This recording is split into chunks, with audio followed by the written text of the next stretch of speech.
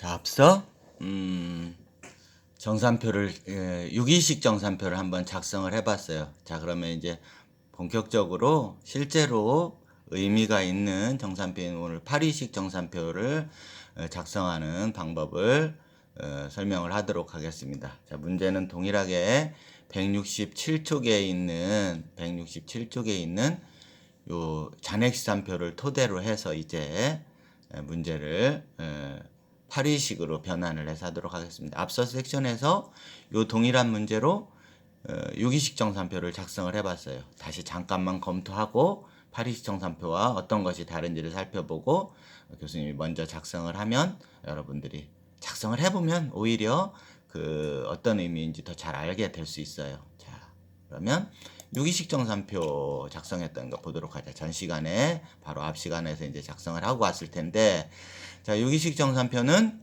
잔액시산표에 있는 우리가 이제 합계 잔액시산표를 만들어 봤었지, 그 앞서전에서. 거기서 이제 그 가운데 잔액만이 필요하게 되는 거야. 그래서 167쪽의 문제에서 이제 잔액들을 옮겨놓은 잔액시산표를 토대로 해서, 그러니까 여러분이 작성한 것은 합계잔액시산표를 작성했을 말이야, 전선 시간에. 그래서 합계잔액시산표에 있는 이 잔액들을 옮겨와서 이제 정산표에 잔액시산표라는 애를 이제 만들었었어요, 이렇게. 그지? 자, 그리고 이 잔액 가운데 잔액을 토대로 해서 어떻게 했어요? 자, 요 현금부터 비품까지 요거 뭐에 해당이 돼? 재무상태표에 자산에 해당이 돼서 재무상태표로 옮겨 적었습니다. 그죠? 그 다음에 부채 옮겨 적었어요. 그리고 자본, 기초자본 옮겨 적었어요.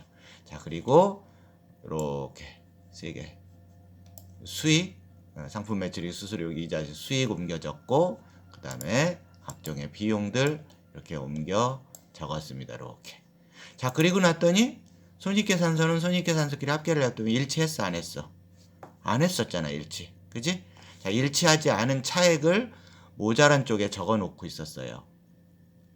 그지? 그리고 재무상태표도 마찬가지로 차변과 대변의 합계를 각각 내봤더니 일치하지 않았어요. 자, 그 금액이 이 손익계산서에서 난 차이하고 정확하게 동일한 금액이 이번에는 반대편인 대변이 모자라고 있었어. 손익계산서는 차변이 67,000원이, 재무상태표는 대변이 67,000원이 모자랐어요. 그 금액을 적어 넣으면 이렇게 동일한 금액으로 이제 맞춰지는 걸 알 수 있었어요. 자, 그 차액이 뭐라고 정체를 알려줬냐면 이런 것들을 설명하면서, 그지? 전 시간에 설명하면서 당기순이익은 총수익으로부터 총비용을 뺀 것이야. 총수익으로부터 총비용을 뺀 것이야. 그래서 그 67,000원이 당기순이익이다 이렇게 적어놓은 거고, 그 다음에 또 하나의 방법은 이 당기순이익만큼이 여기 쪽으로 왔으니까 기말자본은 기초자본 플러스 당기순이익이다. 자, 기말자본은 그래서 얼마가 된다고 알려졌냐면 406만 7천원으로 이제 되어져서 다음 연도의 기초자본으로 가는 것이야. 다음 연도가 아니고 이제 7월 1일이겠다. 그지? 7월 1일 그 기초자본이 406만 7천원으로 이제 시작되어지는 그런 것이야. 이 둘의 합계가 6월 말에 기말자본이고, 요거는 6월 초 이전, 그 이전의 기초 자본이 되어졌던 것이야. 그래서 이런 등식을 이제 설명을 했었습니다. 그래서 앞서 전에 덜마빈말이 연결했다 이렇게 다 맞춰지면은 이렇게 두 줄을 그어서 이렇게 해서 이렇게 마감을 하는 거야. 두 줄을 딱 그어서. 자, 그런데 이 유기식은 불완전하다라는 얘기를 이제 마지막으로 했었어요. 왜 불완전한가 이제 이 문제를 봤더니, 요거는 이제 여기 있는 애들은 어떤 애들이냐면 기중에 거래가 일어났겠지. 자, 기중에 거래가 일어나서 이 문제의 출발이 어디였냐면 요 T계정이었었어요. 요 T계정. 그지? 여기 이건 어떻게 해서 온 거냐 하면 잘 들으세요. 거래가 일어났겠지. 기중에. 그리고 분계가 일어났겠지. 분계를 했겠지. 일어난 게 아니고 거래가 일어난 것에 대한 분계를 했지. 그 분계한 것을 어떻게 한 거야? 계산하기 위해서 각 계정 과목을 만들어서 계정으로 옮겨 적는 전기를 한 거야. 그리고 나서 이제 결산기가 와서 도대체 현금은 얼마가 총 들어왔고 나갔고를 계산해서 현금 전체 그 잔액은 얼마인지 이런 것들을 계산하는 과정이 이제 시산표였던 것이야. 그것을 토대로 재무상태표와 손익계산서를 만들어 보고 있는 것인데, 이건 어디까지나 누구의 얘기냐면 기중에 일어나서 다 장부에 기록된 거래들이 이제 기록이 돼서 그 부분만을 반영을 해서 이런 정산표가 만들어지고 당기순이익 67,000원이 나온 것이야. 자, 그럼 이 67,000원이 올바른 이 기업의 6월달 부분에 6월에 손익이고 재무상태 6월 말 현재 재무상태일까에 대한 의문이 있는 것이야. 자, 그 의문이 바로 문제에서 제시되고 있어요. 기중에 나타나진 않았지만 기말 결산기에 와봤더니 이러한 문제들이 있더라는 거야. 자, 급여 날이 25일인데 당연히 25일 날 어떻게 했어야 돼, 기업은. 급여가 25일 날이면 6월 25일 날 급여 현금으로 지급해서 여기 급여라는 애가 더 2만 원이 더 있었어야 되는데 일부만 지급하고 일부는 급여를 지급하지 않았던 것이야. 지급을 해야 될 급여를. 그런 얘기를 이제 하고 있는 거야. 이런 것들이 이제 결산 시에 다 장부를 가지고 가서 살펴봐서 급여 지급한 게 없는지, 또 이자를 받을 게 있는데 이자를 현금으로 받아야 될 그 기일이 아직 안 와서 기간은 경과했으나 못 받고 있는 애가 있는지, 아니면 이자를 지급해야 될 애가 있는데 현금으로 지급할 그 기일이 뭐 예를 들어서 6개월마다 한 번씩 지급은 하지만 매월 이자는 그 달에 해당되는 이자는 계산해서 옮겨 적는 이런 일을 해야 될지도 모르겠단 말이지. 그런 것들을 현금으로 주지 않았더라도 그 기간에 해당되는 이자를 계상하고, 또 임차료를 지급해야 되는데 월말까지 지급하지 않는 게 있는지, 또 뭐 여러 가지 그 유형자산들은 시간의 흐름에 따라서 가치가 감소되어지는데 요거는 조금 어려워. 4번 같은 경우는 그 가치 감소 부분에 대해서 장부가 미반영한 것이 있으면 이러한 것들을 또 반영해가는, 이러한 것들을 회계 처리를 해야 되거든. 이런 것들이 이제 회계가 이제 조금 어려워지는 것이야. 자, 그렇더라도 정확한 그 손익계산 이런 부분들이 뭔가를 하기 위해서 이렇게 간단한 어떤 그 수정사항 이런 애들을 이제 뭐라고 그러냐면 기말 정리사항 혹은 기말 수정사항 이렇게 얘기를 하는 것이거든요. 그리고 이와 같은 애들은 당연히 뭐를 해야 되냐면 기말 날짜로 분계를 해야 되는 것이야. 당연히 분계를 해. 그와 같은 분계를 정리분계 혹은 수정분계라고 합니다. 결산 시 하게 되는 이와 같은 애들을. 자, 정리분계 혹은 수정분계. 그럼 분계했으면 당연히 어떻게 하겠어? 실무적으로는 원장에 그 계정에 전기하고 해야 될 텐데, 이렇게 정산표를 만들어 보는 과정은 정리분계만 하고, 그 정리분계한 것을 곧바로 어디로 가져오느냐면 여기 8일식 정산표에 정리기입란으로 가지고 와서 결산의 사항을 간편하게 한번 일목요연한표로 해보는 게 뭐라고 그랬어? 정산표라고 했거든. 장부를 통하지 않고. 그래서 여기 그 8일식 정산표에서 약식으로 그냥 정리기입을 해보는 단계로 가는 것이야. 원래 정석대로 하면 당연히 분계했으니까 원장에 여러분들이 생각하는 T계정에 전기하고 그 전기된 것을 다시 갖고 와서 결산하고 이런 과정이지만, 그것을 간편하게 한번 미리 이렇게 정산표라는 애를 세워서 한번 만들어 보고자 한다라는 겁니다. 아시겠습니까? 자, 그러면 만들어 볼게요. 만들어 보고 나서 다시 한번 왜 걔네들을 반영하고 나면 정확한 손익계산이 되어지는지를 보도록 할게요. 자, 정산표 8일식 갑니다. 자, 정산표 8일식 누구의 것이냐면 청운주의 것이에요. 청운주. 자, 앞서 6일식 했던 거하고 전혀 다르지 않게 이런 애들 이제 빠뜨리지 않고 적어 넣습니다. 6월 30일 현재 이렇게 적고요. 자, 다만 이번 지금 작성하는 표는 단위를 교과서에는 뭐라고 되어졌어? 169쪽에 보면 단위가 1000원으로 되어져 있어요. 그런데 단위를 전부 다 원래대로 원으로 하도록 할게. 원으로.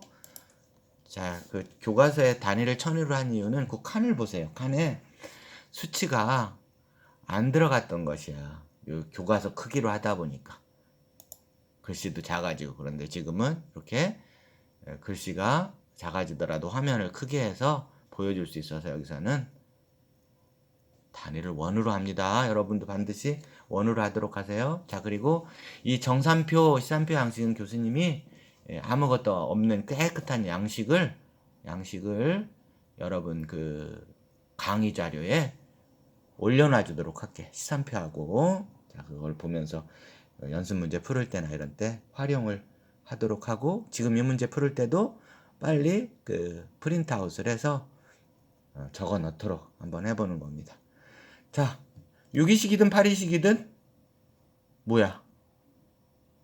해야 될 절차는 일단은 첫 번째 절차는 동일해요. 뭐를 하는 것? 6이식에서 했었던 잔액시산표에 있는 금액을 옮겨 적는 겁니다. 각 계정 과목에 있는 잔액을 옮겨 적는다. 이걸 하는 거야. 현금. 자, 얼마냐면 2807 하고 현금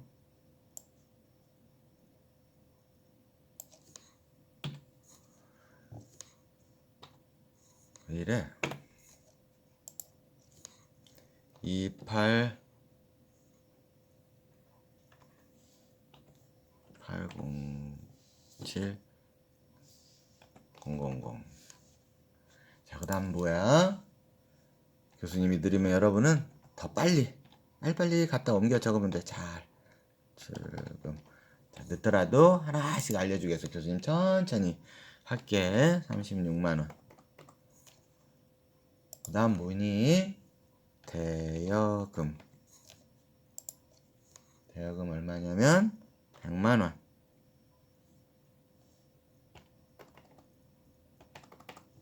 100만원. 그 다음에 상품 55만원. 비품 얼마? 20만원. 자, 그 다음에 뭐야? 외상매입금. 외상매입금. 요거 어디야? 여기다 적으면 안 되겠지. 외상매입금 부채니까 대변에 50만. 그 다음에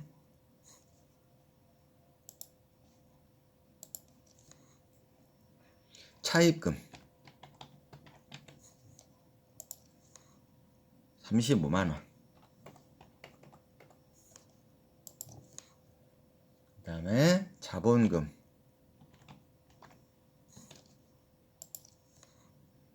부채 다 끝났으니까 자본을 적고 있는 400만원. 그 다음 상품 매출이익.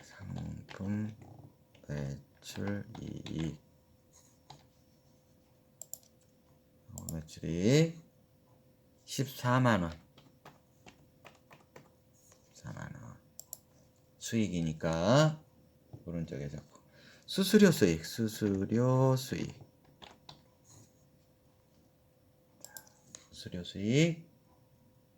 3,000원. 3,000원. 뭘 보고 적고 있는 거야? 167쪽에 잔액시산표를 보고 적는 거야. 그렇게 하고 있었지? 잔액시산표를 보고 적는 겁니다. 자, 그 다음에 이자 수익. 이자 수익 2,000원. 그 다음 수익 다 끝났다. 이제 이자 비용이 되었어. 비용 여기다 적어. 왼쪽인지 오른쪽인지 방향을 확실히 보고 확인하고 이렇게 적어야 돼. 이쪽에 적어야 될 것을 이쪽에 적던가, 아니면 이쪽에 적어야 되는데 여기다 적던가, 여기 적을 걸 여기 적던가 이러면 안 돼. 잘 보고. 자, 그 다음에 이자 비용 다음에 뭐야? 급여.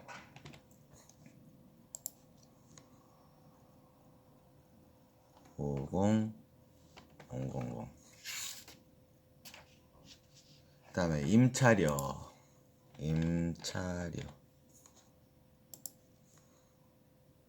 10000. 그다음에 보험료 이겁니다. 보험료 8,000원.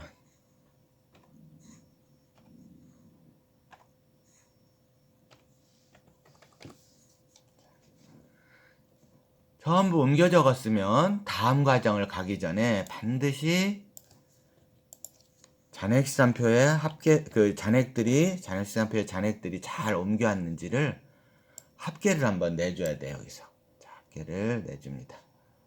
합계를 이렇게 내주자.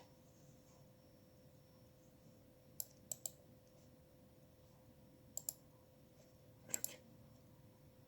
자, 여러분도 반드시 합계를 내줘야 됩니다.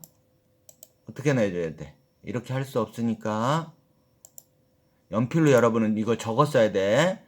이거 A4 용지에다 컴퓨터로 하는 거 아니고 여러분은 교수님이 이거 올려놓은 거 프린트아웃을 해서 종이에다가 연필로 쓰는 것이야. 수기를 하도록 하세요. 수기로 연필로 써서. 자, 그리고 난 다음에 합계가 맞아 떨어졌잖아. 자, 그러면은 앞서 말한 대로 이렇게 해서 이렇게 하고 그다음에 또 밑에는 두 줄로 해서 여기는 이렇게 해서 합계 잔액시산표의 잔액이 맞아 떨어졌다라는 것이야. 자, 그럼 이때까지의 어떤 기장하거나 이 잔액시산표로 옮겨 적는 과정에서 틀리지 않았다라는 것을 대차 평형의 원리에 따라서 이제 검증해 준 것이야. 자, 그런데 이게 꼭 맞는다고 100%는 아니라는 얘기도 했었던 게 기억이 나지. 자, 어쨌든 이게 이제 맞으면 다음 과정으로 이제 갈 수가 있게 됐어요. 다음 과정을 갈랬더니 뭐가 기다려져? 여기 정리기입이라는 요 기입해야 될 난이 있어야 되는데 뭐를 해줘야 될까요? 이제 그러면 자, 그래서 어떤 애를 해줘야 되느냐면 이 파리식 정산표를 작성하기 이전에 하려면 이전에가 아니고 파리식 정산표를 작성할 때 뭐를 해주는가 하면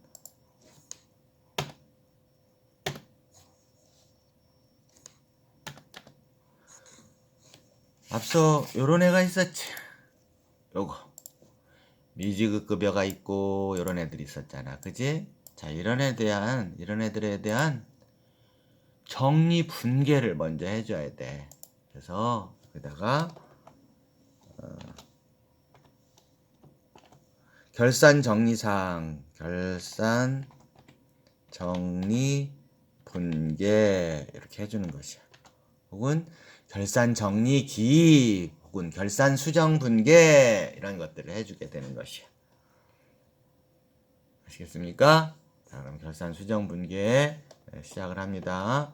자, 첫 번째부터 1번 문자표를 보도록 하죠. 이렇게 보면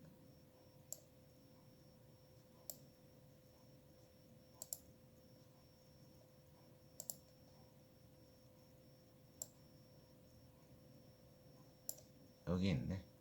이렇게 1번부터 결산정리분계를 하도록 하죠. 자, 1번 결산정리분계를 이제 하는 거야. 자, 그러면 문제 미지급급여 2만원이 있다. 이 얘기는 급여를 지급했어야 되는데 아직 지급하지 않은 6월 이전분에 급여가 있었던 것이야. 사실은 줬어야 되지. 자, 안 줬으니까 회계 처리 안 한다. 이게 아니고 이미 이거는 기업의 재무상태에 변화가 있는 거야.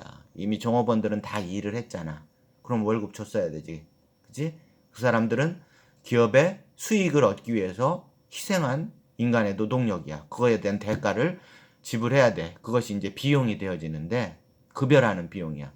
근데 깔끔하게 지급했으면 현금 그러고 이제 이미 지급해서 기중의 거래로 나타났을 텐데 이렇게 날짜가 지나고 난 결산일이 오길 때까지 급여를 지급하지 않은 부분이 있었다라는 뜻입니다.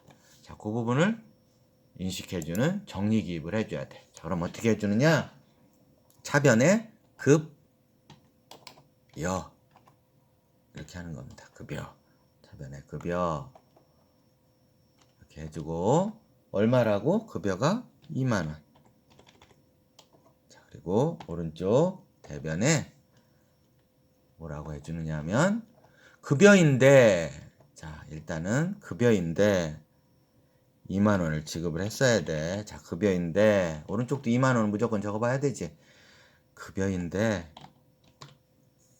아직 지급하지 못했다 이렇게 하는 것이야. 미지급 급여 이와 같이 해주는 것이야. 미지급 급여. 자, 얘 나중에 미지급 급여는 미지급 급여도 있을 수 있고 이자를 지급해야 되는데 미처 이자를 지급하지 못한, 뭐 사정상 지급하지 못할 수도 있고 이자를 지급하는 날짜가 아직 안 와서 지급하지 않았지만 그 월까지에 발생한 이자를 계산해야 될 경우, 이럴 때도 미지급 급여가 발생을 해요. 미지급 이자가.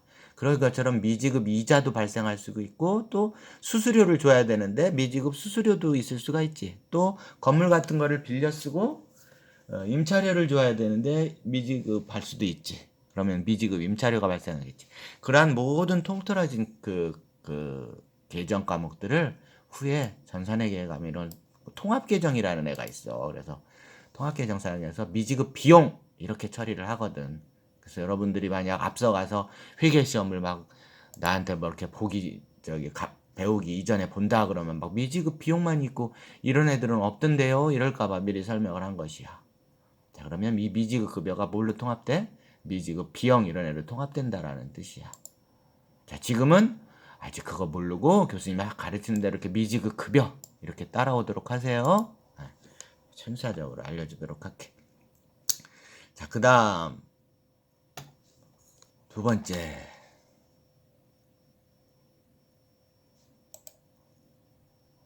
2번.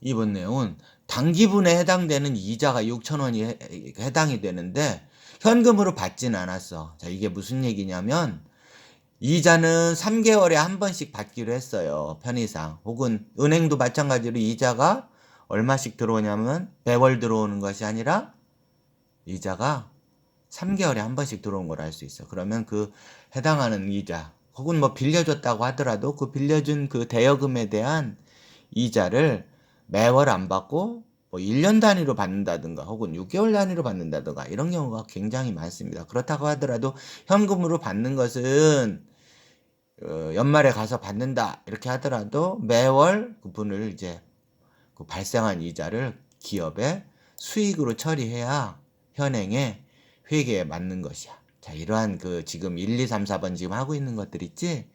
이러한 것들이 좀 여러분한테는 아직 어려워서 얘기를 안 하는데 요게 발생주의 회계를 현행회계가 하고 있기 때문이야.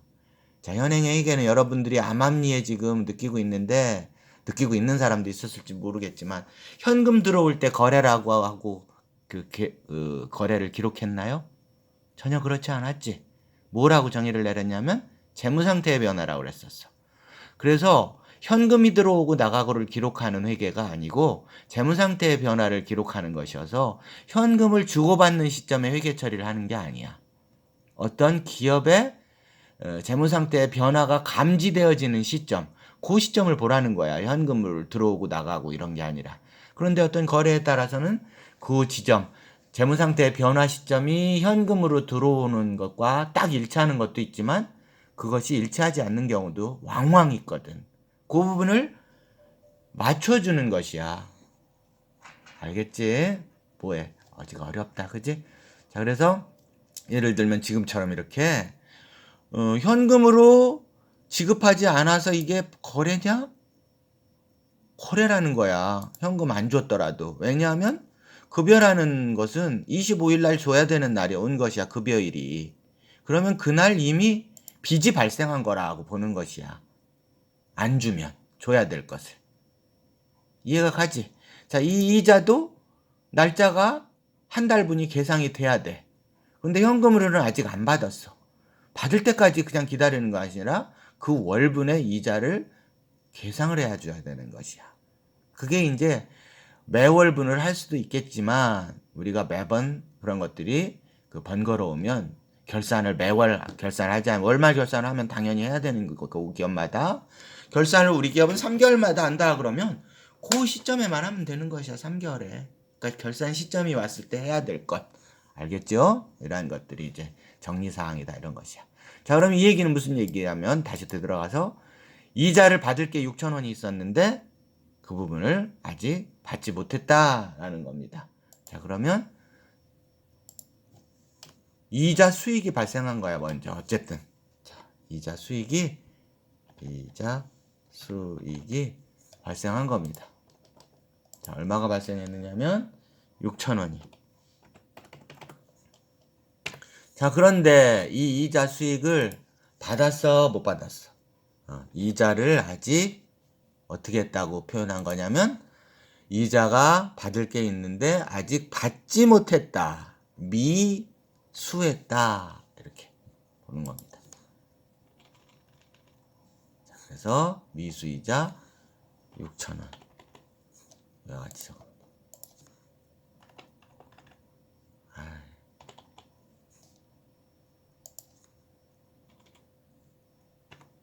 미수이자 6,000원.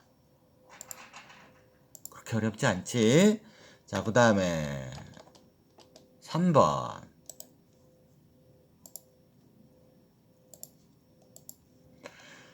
3번에 그래 뭐라 하니? 임차료 4,000원을 아직 미지급했다. 건물 빌려 쓰고 임차료 줘야 되는데 사정상 임차료 못 줬어.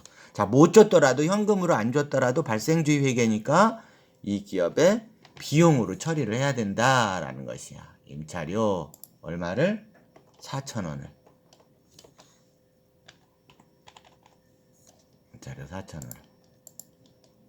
이렇게 좀 띄어쓰도록 하자. 됐지? 자, 임차료 줘야 되는데 아직 못 줬다라고 표현해 보세요. 급여 줘야 되는데 아직 못 줬다. 뭐라 그랬어? 미지급 급여라고 그랬지. 임차료 줘야 되는데 아직 못 줬다. 미지급 임차료와 같이 하는 겁니다. 4,000원. 자, 이것도 뭐라고 아까 말한 대로 다시 설명은 미지급 급여, 미지급 임차료 합해서 미지급 비용이라고 합니다. 자, 이런 애들도 나중에 합해서 미수이자도 있을 수 있지. 미수 수수료도 있을 수 있지. 이런 것들. 그래서 미수 배당금 뭐 이런 것도 있을 수 있다. 그치? 이런 것들이 다 합해서 미수 수익이라는 말을 씁니다. 미수 수익. 미수 수익. 자, 지금 한 얘기는 어려우면 까먹어도 돼. 지금은 요거 가르쳐주는 그대로 가도록 하자. 미지급 급여, 미수이자, 미지급 임차료. 자, 그 다음 마지막 하나가 남았어. 요거 좀 어려운데 간단하게 설명하고 지금 나가도록 할게. 4번에 뭐라고 되어져 있냐면 당기분 비품의 감가상각비 2만원을 계상하다 이런 겁니다. 자, 이 얘기는 무슨 얘기냐면 비품 중에 예를 들어서 컴퓨터 이런 애가 있어요. 컴퓨터 100만원에 사왔어. 자, 그러면 컴퓨터가 100만원이라고 장부에 기록되어져 있는데 이게 1년을 사용했어요. 1년 사용했어. 자, 그럼 1년 사용하면 이게 100만원짜리 컴퓨터일까? 아니겠지. 이거 뭐 10만원짜리도 안 돼 있을 수가 있어. 현실은. 그래서 이와 같은 이제 가지고 있는 유형자산 이런 애들은 시간의 흐름에 따라서 가치가 감소되어지는 부분을 어디서 뭐 가치 감소되어진다 이런 게 보여지지도 않지. 그럼에도 불구하고 그 가치가 감소되어지는 부분을 회계가 스스로 인식해서 어떤 방법인가에 의해서 이 가지고 있는 비품, 즉 컴퓨터라고 교수님이 예를 들었지. 그 가치를 100만원짜리를 90만원으로 만들어주고 80만원으로 만들어주고 시간의 흐름에 따라 이런 일을 하기로 한 것이야. 그것들을 뭐라고 하느냐면 감가상각이라고 하기로 한 것이야. 감가상각. 자, 이 부분은 2학기에 가면 자세히 설명하기로 하고 지금은 그렇게 그 가치가 감소된 시간의 흐름에 따라서 가치 감소되어지는 부분을 회계가 장부에 반영하려고 하는구나. 어떤 거래가 바로 어떤 발생하지 않았음에도 불구하고 자, 이렇게만 인식하도록 하자. 자, 이때 어떻게 처리하느냐면 감가상각비라는 회계 처리를 합니다. 자, 금액 알려줬으니까 이 금액을 구하는 거 지금 여러분들이 할 수 없어요. 나중에 여러분들이 2학기 수업에서 교수님이 자세히 설명을 해주도록 할게. 자, 그리고 뭐라고 하느냐면 여기는 비품 감가상각 누계. 비품에 대해서 감가상각 한대잖아. 그지? 비품에 대해서 감가상각 한다 그랬으니까 비품을 감가상각한 누구에게다. 비품 감가상각 누계액이다. 이렇게 표현하기로 한 거야. 자, 이거 어려우면 지금은 그냥 이렇게 거의 외우는 식으로 가도록 하자. 자, 기말고사나 이런 데서는 이 감가상각에 대한 것은 교수님이 좀 지양하도록 해볼게. 안 하도록, 아직 어려운 과정이니까. 자, 여기 결산 정리 분계가 여기까지 마무리 됐습니다.